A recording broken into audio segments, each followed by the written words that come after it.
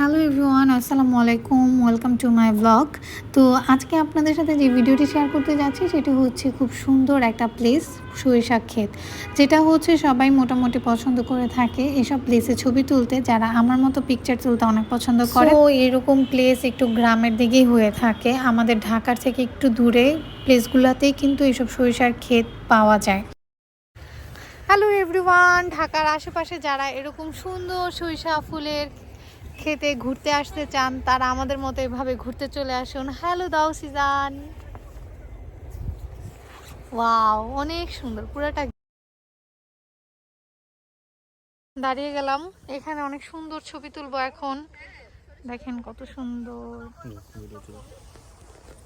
সাধারণত ঢাকার আশেপাশে এরকম প্লেস পাওয়া যায় না, কিন্তু আমরা এরকম একটা প্লেস পেলাম যেটা নাকি ঢাকার খুব কাছে, গাজীপুরে। তো আপনাদের যেতে খুব বেশি টাইম লাগবে না, 1-2 ঘন্টার মধ্যেই হয়তো পৌঁছে যেতে পারবেন। আমরা যেহেতু সকাল সকাল বের হয়েছিলাম সেজন্য আসলে খুব সকালেই পৌঁছে গিয়েছিলাম, কিন্তু এত রোদ ছিল যেটা বলার বাহিরে। তারপরেও কি, এত সুন্দর প্লেস দেখে আমরা তো ওই জায়গাতে খুব এনজয় করেছি, ছবি তুলেছি এবং প্রকৃতিটা উপভোগ করেছি। সাধারণত কিন্তু এইসব জায়গাটা আমাদেরই উচিত সুন্দর করে রাখা। তো আমরা ওইভাবেই মেনটেন করে পয়েন্ট টু পয়েন্ট যাচ্ছিলাম যেন সরিষা ফুলগুলো নষ্ট না হয়ে যায়। তো আমার কিন্তু একদিকে আবার একটু ভয়ও কাজ করতেছিল, এত যে সুন্দর করে চড়ে ছবি তুলতেছি, আশপাশে যাদের গ্রামের, যাদের এই ক্ষেতটা, তারা আবার যদি কিছু বলে।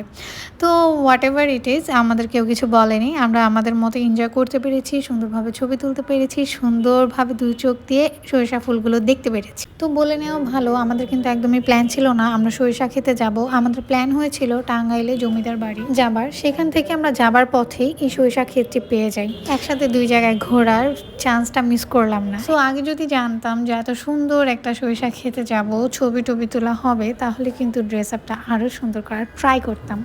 হোয়াট এভার, তো আজকে আসলে আপনাদের সাথে এটা শেয়ার করলাম। আপনারাও চাইলে যেতে পারেন এত সুন্দর একটা জায়গায়।